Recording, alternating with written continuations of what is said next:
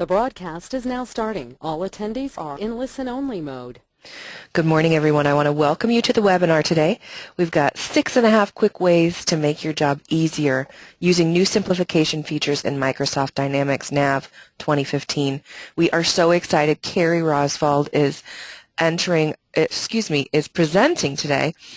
Carrie is currently an application consultant with ABC Computers and assists companies who use Microsoft Dynamics NAV to implement, upgrade, or more fully utilize their ERP software.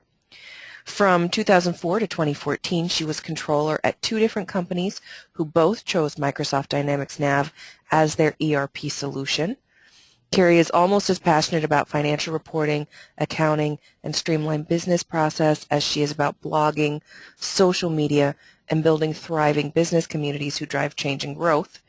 You can find her on Twitter. She's at krosvold, R-O-S-V-O-L-D. And she's currently actively involved with NAVUG, serving on the board as well as the programming committee, and is a regular speaker at Microsoft Dynamics Convergence and NAVUG Summit. We're so excited to hear your presentation today, Carrie. And with that, I'm going to hand it over to you. Fantastic. Thank you very much, Abby, for that lovely introduction, and thank you everybody for attending our webinar today, where I get the chance to show you 6.5 quick ways to make your job easier. I'm really excited about NAV 2015 and many of the new things that they've introduced, but I really appreciate the new things that they've put into place that are small. A lot of these things don't get a whole lot of press about how wonderful they are to make improvements for our jobs, so I really wanted to take the chance to be able to highlight what these new features are and how they can allow you to move more quickly from place to place in the application and allow you just to use fewer clicks to get your job done, which of course is what we want to do every day. So this is me, and as Abby mentioned, I am currently an application consultant with ABC, but I'm a former customer as well as a former controller, and I have used NAV since 2004. My email address is there, so if you would like to reach out to me after the presentation with any questions or just some follow-up, you're more than welcome to do so. So let's get started with talking about the 6.5 ways that you can make things easier for you with NAV. And let's talk about the very first one. The first tip is enhanced queues. So enhanced queues are a concept that was introduced with NAV 2015 specifically, but queues are not a new thing to NAV 2015. For those of you who have used the application for a while, we'll take a little trip down memory lane and we'll look at a few older versions to see what's happened with queues over the years. This is a view of the Role Center from NAV 2009, Role Tailored Client, which is the first time that we saw queues appear, where we found these little stacks of paper that corresponded to specific statistics on work that was outstanding or work that existed in a specific status. And the purpose of these queues was to call our attention to this particular work, and particularly with employees who had work that was transactional in nature, we wanted to be able to allow folks to use these queues to manage their workflow and call their attention to what needed to be done for the day, hopefully with the goal of getting their stack of whatever it was down to 0 by the time they went home for the day. And in the fashion that existed in version 2009, this interface wasn't real pretty. We didn't have a whole lot of scalability. All of the numbers were the same. Once they got a little bit long, they got cut off. You couldn't necessarily see all of the titles. So when the next version of NAV came out with NAV 2013, we saw a big change in the interface. And we could see that the interface was cleaned up a lot. It was more in keeping overall with other Microsoft products. In fact, what we heard many people say when they saw this newer version with 2013 is, oh, it just looks like Outlook. And of course this was the intent. Microsoft wanted to be able to have everyone feel that all of their products work the same. So the introduction of the ribbon was pivotal to that particular change, but you'll see also that the queues changed quite a bit. Instead of those little stacks of paper, we saw a different icon, a more clear icon with these blue boxes, but still it didn't have a whole ton of flexibility to it. It was still a single icon with either a 0, maybe small numbers or larger numbers of icons in there. The numbers were still limited. There were some improvements where you could see more of the titles. So definitely improved interface, a more modern interface, but still left us wanting a little bit more. When they released 2015, we finally got the full picture of what Microsoft was really going for when they put these queues into place. And we could see that suddenly there was more that could be done with these queues. And as you can see on the queues that exist in the NAV 2015 version today, we have some more features that allow us to do some more things. In particular, you can see these colored strips at the top of the boxes here that actually mean something. The best thing about these particular enhanced queues is that they can be controlled by the user. So the user can see or can set the conditions under which they'll be getting a red, yellow, or green indicator. In order to see these just a little bit better, let me make this a little bit larger for you so you can see more clearly the enhanced queues, the colors that are used, but you can also see that they also had a change with some of the icons and some of the numbering as well. So some nice improvements to make this more clear and more useful, and ultimately the point of having these enhanced queues was to help you and your employees to make the right decisions by pointing you to what's important, by letting you know that, hey, there are 21 open sales orders that need to be taken care of today, or there are 3 things that were partially shipped, so maybe we need to look at those, or hey, great job, there are no delayed orders today. So the initial thresholds are set up by the administrator or the super user, but the end user can modify them to better fit their tolerance. So I want to show you exactly how you can do that. Oh, if I go back here one slide here, there's this little symbol up here for setup queues. This is available right there on the front of the screen for all of the end users, and these can be set. The initial setup that shows which queues are in each list is done by the administrator, but then any end user can set up what the thresholds are. So maybe you want to get your employees started and say that this setup here is what we want to look at company-wide for what our threshold might be, but then maybe your employees want to set their goals a little bit more tightly. So they say, okay, if the company goal is to be paying attention once it gets to 20, then maybe I want to bump this down to 15. So you can do a bunch of different things at the end user level to set these a little bit differently if desirable as well. So nice, neat little feature to enhance things for you. And in addition, there are some other things behind the scenes. If we look at this view, you can see a few other options, some other icons. There are actually 20 different queue icons that can be set. If you don't like seeing just the little pieces of paper all the time, you could choose to get rid of the little pieces of paper. You can put different number formatting, put percentages. So there's quite a few things that you can do to enhance these even more with this version. And what you may not notice that's not so apparent here is that some of the numbers are scalable too. So some of the problems that we had in the past where we would get a larger number like this and it would cut off, that no longer exists because the number scales. So nice, neat feature with the enhanced queues. Really gives us kind of a KPI, key performance indicator type of feel to our role center, and allows us to draw our attention to the things that matter most to us with the ability to customize what our tolerances are for those, where we don't have to accept a tolerance that's set by Microsoft or set by your partner, but it's something that can be set by you, your company, or your employees individually.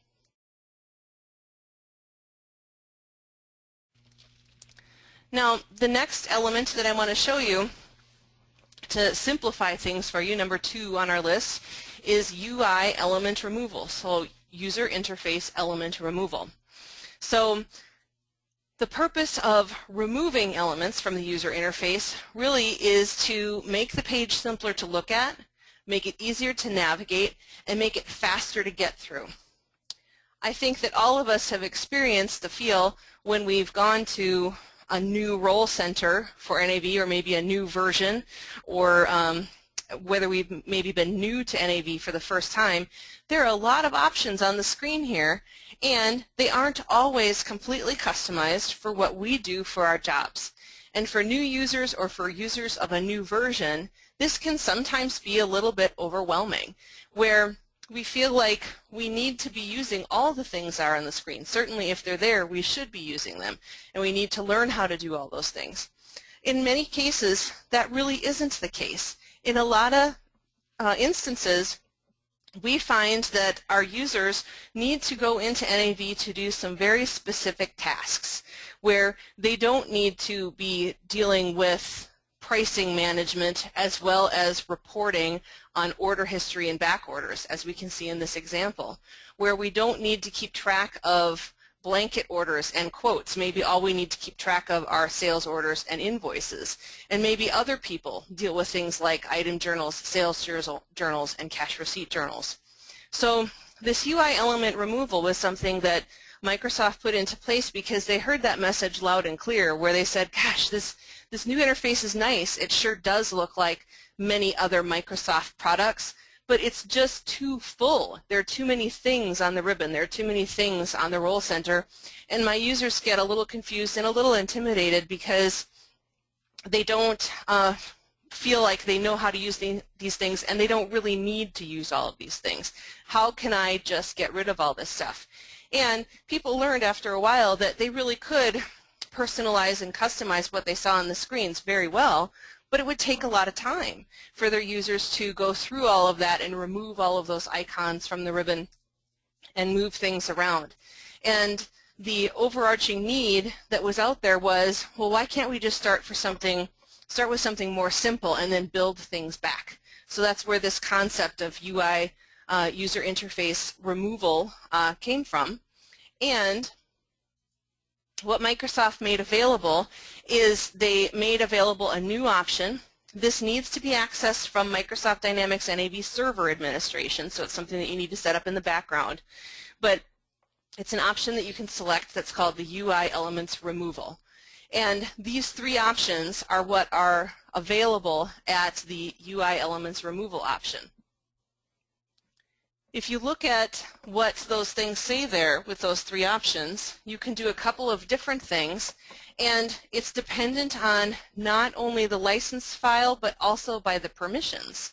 So this third choice is most interesting to me, where if the user doesn't have permissions to the object, it's not made available. The UI element is removed.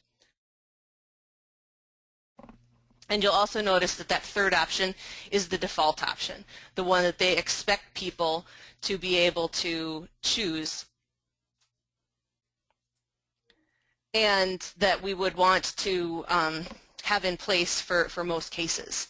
So if we look at how that goes together with the permission sets, you can see that there's also a new permission set that is out here. And the new permission set is the foundation permission set, which is recommended for UI removal. So when we have these things in place, with the selection of the new UI elements removal option along with the new permission set of foundation, then we get a view that looks something like this. So, and you can see that this is markedly reduced.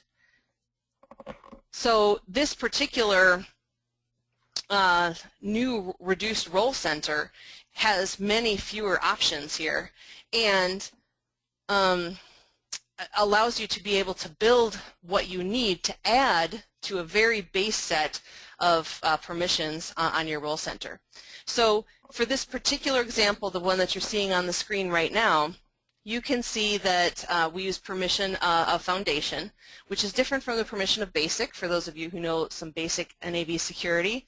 And we also added, for this example, the roles of SNR, Sales and Receivables Customer, and SNR Receivables Customer Edit. And this particular role would be just enough to get them to be able to create and to edit a customer. So in this particular example, this would be a very streamlined way for a person to be able to create customers edit customers, and that's really all it's intended for. Now I can see that the permissions also allow a little bit of price and discount management, but as a way of comparison here, when you look at the other role center, and let's just go back 2 slides and take a look at that, here's the difference between the initial sales order processor role center with no UI removal, and then also the new reduced sales order processor. So quite a bit of difference there, where those different selections make a big difference in taking away all of that complexity, allowing us to be able to build from a much smaller foundation, and then to build back in while managing the permissions to be able to put this back onto the screen instead of spending a lot of time taking things off. So a really nice simplification feature for us. All right, so our next option for simplification are mandatory input fields. So this is a really tiny improvement that I think will make a ton of difference for folks. And I don't see a whole lot of being said about this because it is so small, but I love that they've put this little feature in, and I'm interested to see how people continue to expand on this with some simple customizations that I think could be built on this as well. Right now, because the user interface can seem very complex, these type of tiny little improvements make the pages easier to read and navigate, and make the tasks of filling things in easier and faster to perform, because it just gives you a simple visual guide. So that I can show you what we're looking at here, this is a view of a customer card, and this is from NAV 2013. And for those of us who are familiar with NAV in any version, this is a pretty familiar site where you go to the customer card to fill out all of the fields, and there are many, many fields that need to be filled in. And it can be quite daunting, especially if you're an employee who maybe hasn't done this before and is newly trained, or maybe if you're an employee who does this infrequently. And the question in your mind at this moment is, man, there's a lot of fields here. What exactly is it that I need to fill out?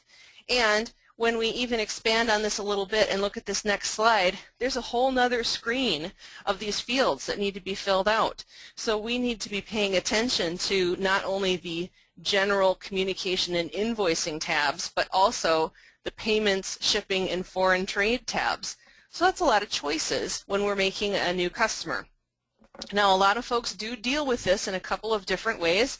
I've seen lots of note-taking, lots of screenshots. I've seen many people using templates, which is a great way to be able to manage this, to apply a template. But the way that Microsoft has improved this for us with this newest version is they've given us a very simple tool where they've shown us, with a red asterisk, what the mandatory fields are. Now, on this particular screen, you can see just one of them is required for the name here. And if anybody on the phone wants to guess how many mandatory fields there are in a customer card, the number of mandatory fields on a customer card is 5. So if you think about those last 2 screens I showed with all of those fields, that means all of those fields are optional for the majority of users, that we don't really need to have all of those filled out, but that they're there so that we can fulfill the optional needs for most of our companies. And if I advance to the next slide here, you can see the other mandatory fields here, mostly dealing with posting groups and payment terms. So you can see that that nice little guideline there is helpful for somebody who might be new to NAV or who might be an infrequent user of NAV.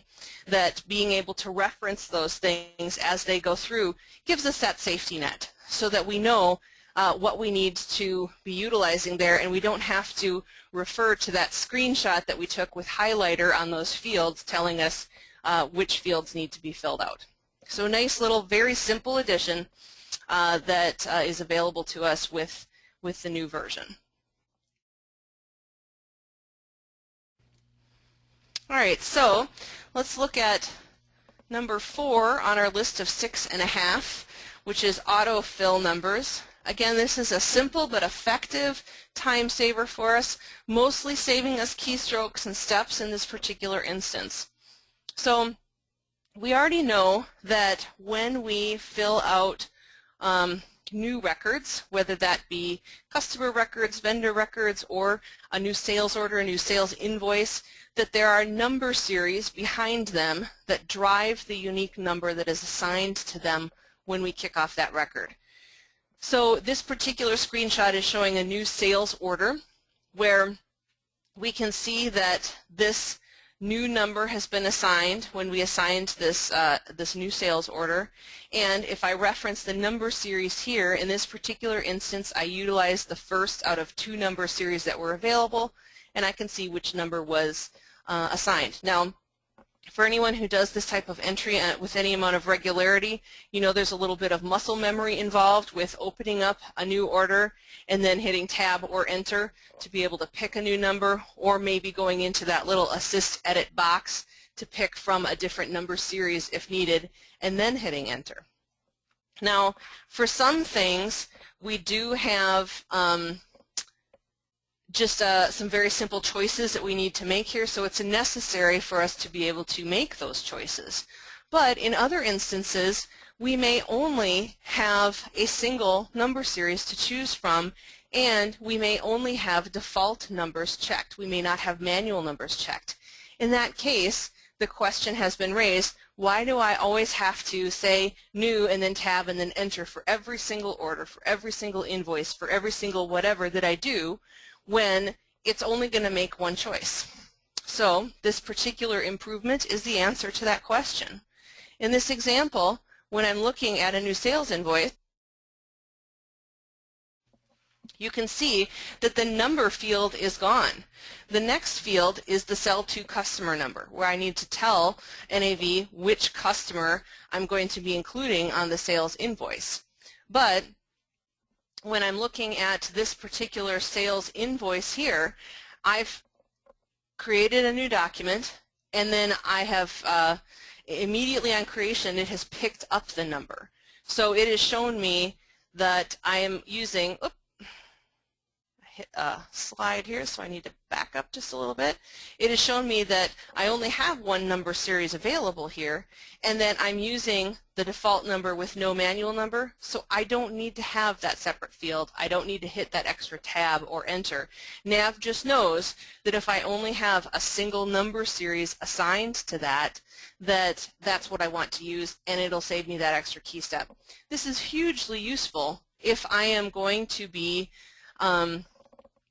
creating a large number of these documents. So if I'm going through a stack of invoices where I'm creating those in a series, and I'm just going from invoice to invoice to invoice, I'm automatically saving a keystroke or 2 for every invoice that I create because this feature is in place.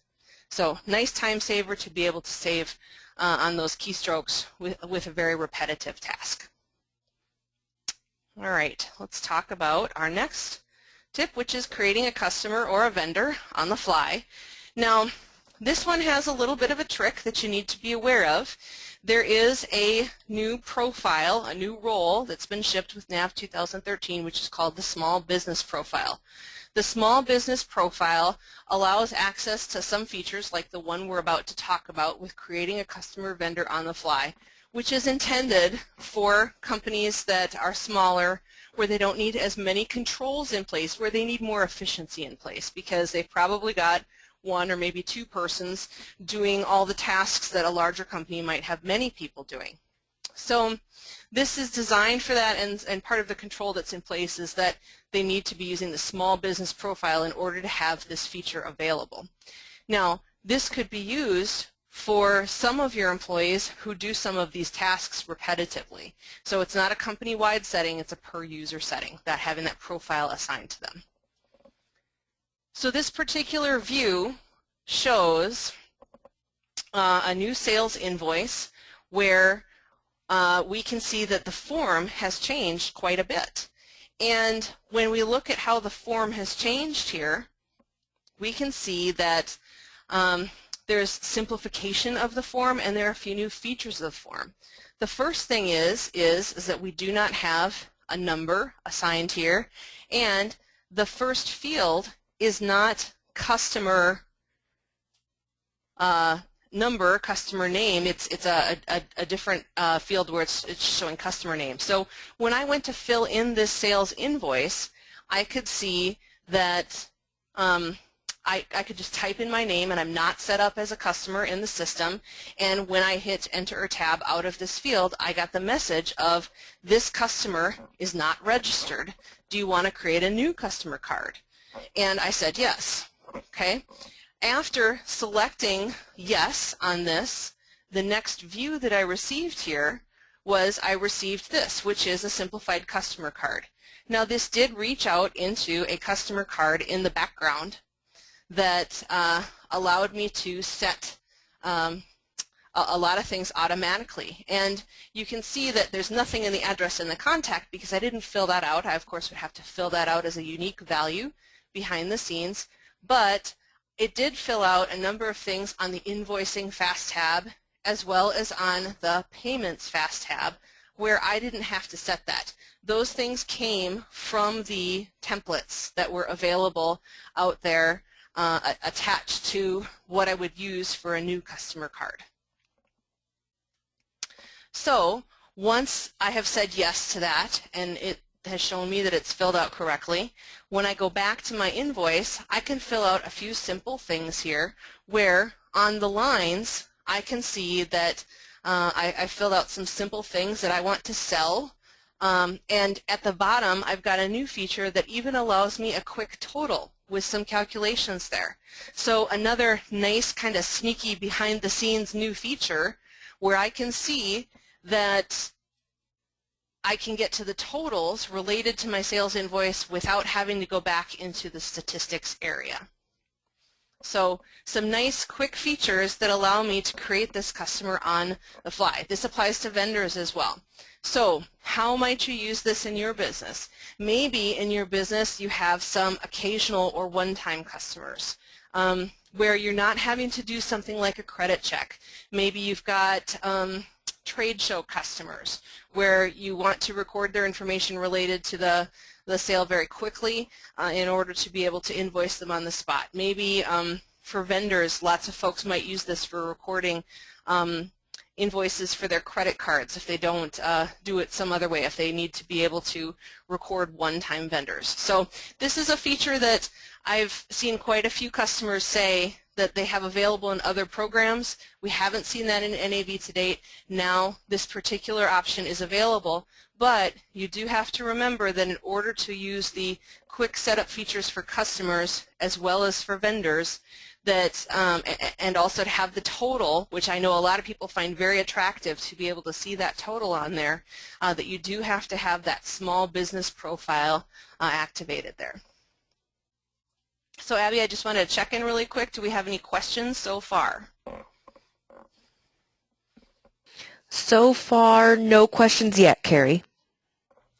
Excellent. And for anybody who's on the call today, if you do have some questions, you sure can type some questions into the questions or chat area, and we'll relay those questions and get you some answers back. All right. So let's take a look at our sixth, and we still have 6.5 to go. If we look at our sixth item here, correcting a posted sales invoice. I think as a former controller, this one just might be my favorite. And I really almost wanted to do this webinar for you today just to show you this one alone. All the other ones are really nice for efficiency, but this particular one is really great for accuracy and for creating a nice audit trail and for helping us to keep from making mistakes. I know that as a former controller, one of the things that was always one of those moments where you just have to take a breath is, oh, I made a mistake, now I need to correct it, what do I need to do? And I would get this question from folks quite a bit is, well, how can I just correct that posted sales invoice? Well, the answer for correcting a sales invoice is that it's a posted document. You can't just go in there and change it because it's committed to your system. All the entries have gone through, they're complete, and in order to do it correctly, you need to issue a credit memo for the exact same amount, the exact same conditions, the exact same inventory quantity, all of those things that you included, and you need to apply that credit memo to the original invoice so that they clear out. One is a positive, one is a negative, so that they wash. And then you need to reissue the invoice. Okay? This can sometimes be a lot of work, and if you have invoices that are complex in any way at all, you need to be able to do that quite carefully, and it's very easy to make a mistake.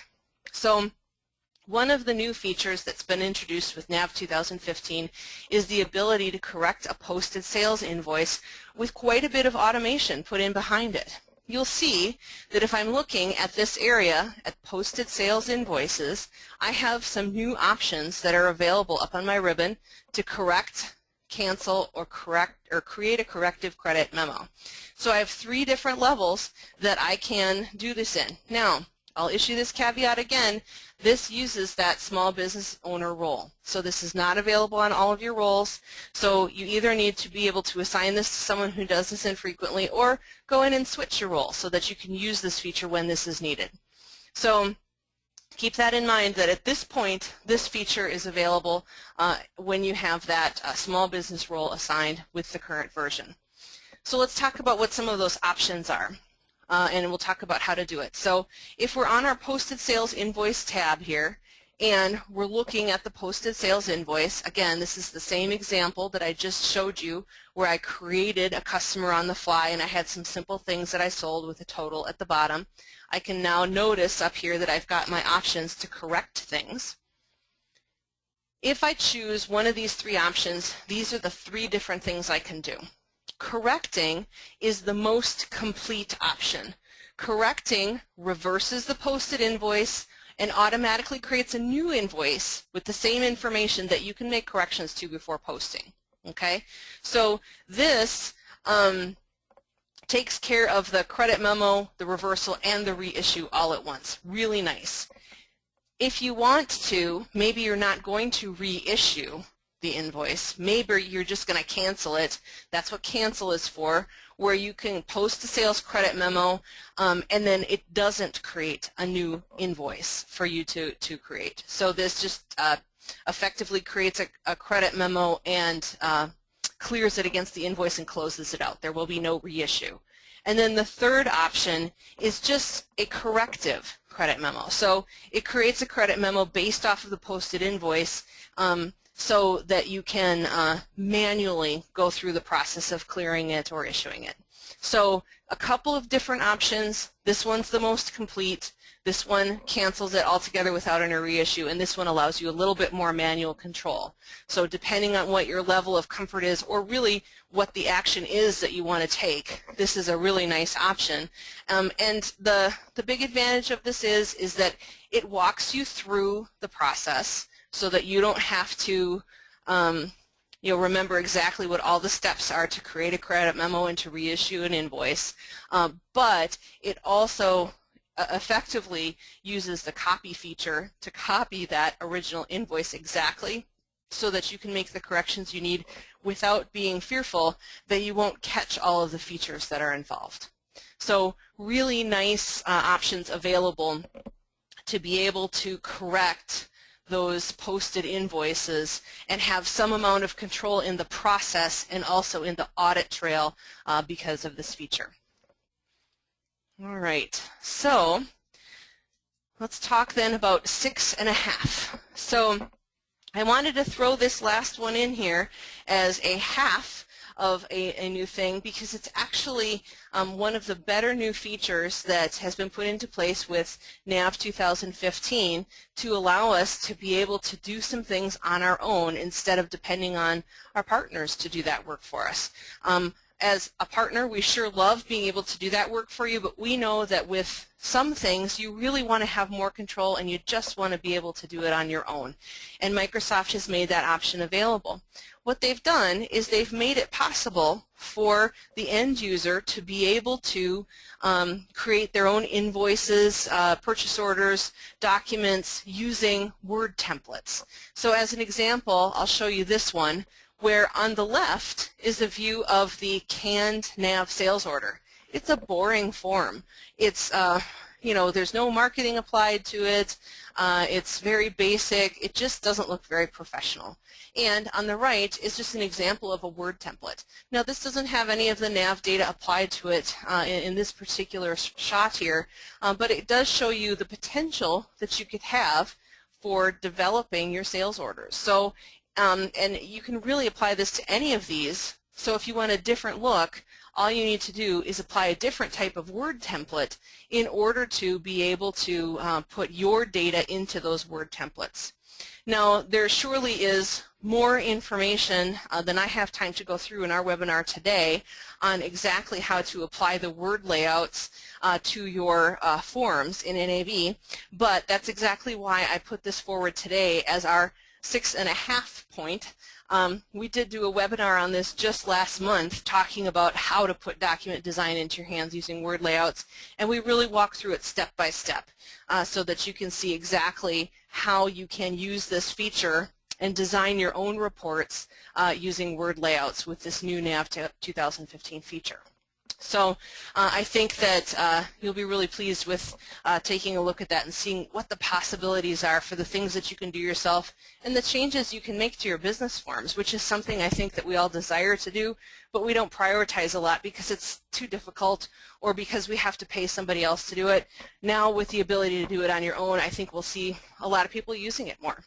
So hopefully you guys have enjoyed those particular 6.5 points today. I would like to point out that we have done quite a few other recorded webinars in the last 30 days, and you can see this list of all of the recorded webinars just in the last month that are available out there for you guys to review.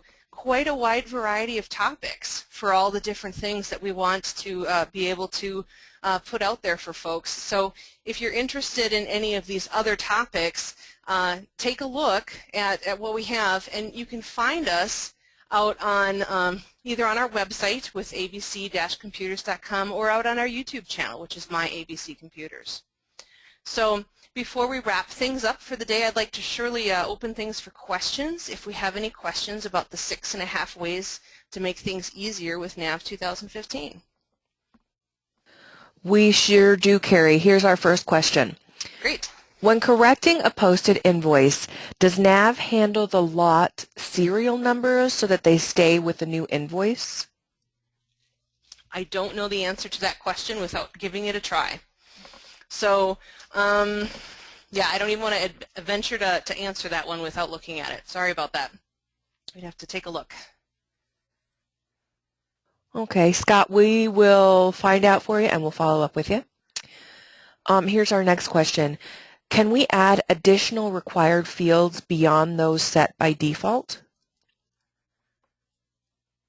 I'm wondering if that's in regard to the mandatory fields, or is that in relation to the UI removal? Hard to tell from that question. Maybe whoever typed that in, if you could clarify on that one a little bit more. I guess the broad answer. Yeah? Carrie, that's in regard to the mandatory fields. Mandatory fields.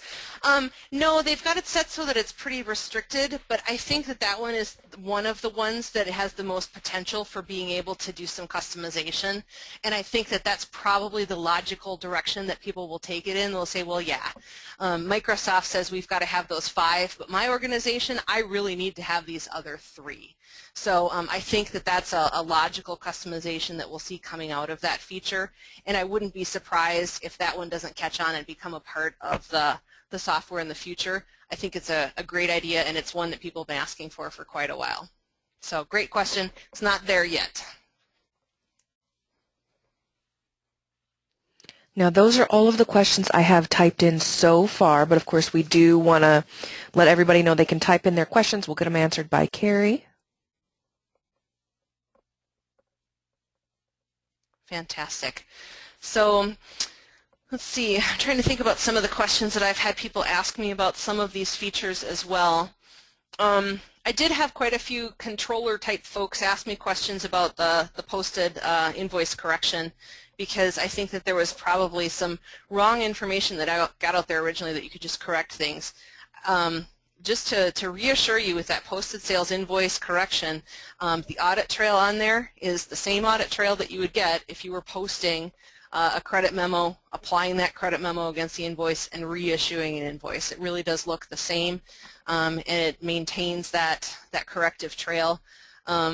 So the audit trail doesn't look any different, but I'll tell you the thing that does look different is the number of errors that people accidentally make when they're just trying to reproduce those, especially if it's an invoice that's any more complicated than a couple of lines, and also especially where people might use a lot of dimensions, things that happen behind the scenes that they forget to pay attention to when they're making those kind of corrections.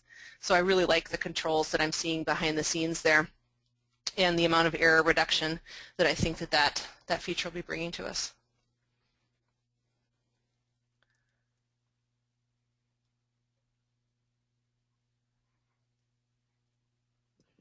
We don't have any Abby, further I think questions. you might be talking, but Can you hear me now, Carrie?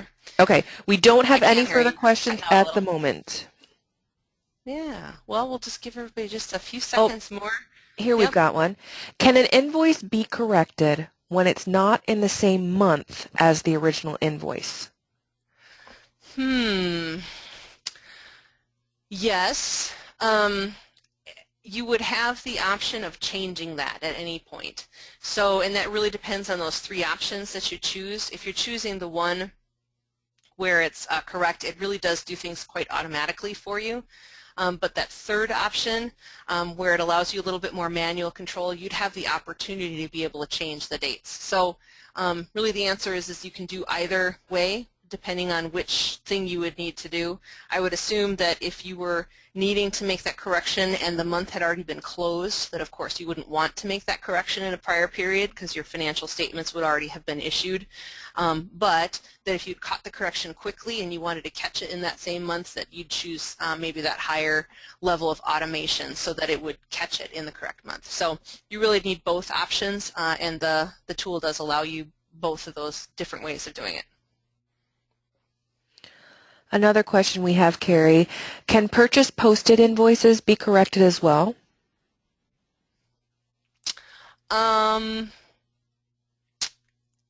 You know, I'm not sure off the top of my head. I'm sorry about that. I was so focused on the sales invoices, I didn't look on the purchase invoices. We might have to take down your name and get back to you on that. I would think that it would apply on both sides of the equation, but sometimes with new features, Microsoft has done kind of a limited release of those, so I'd have to double check on that for you.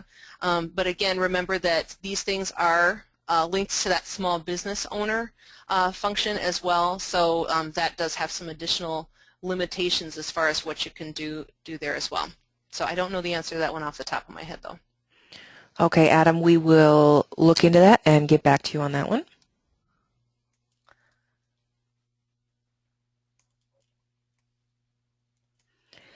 And right now we don't have any further questions. If anybody has any further questions, please feel free to type them into that question box.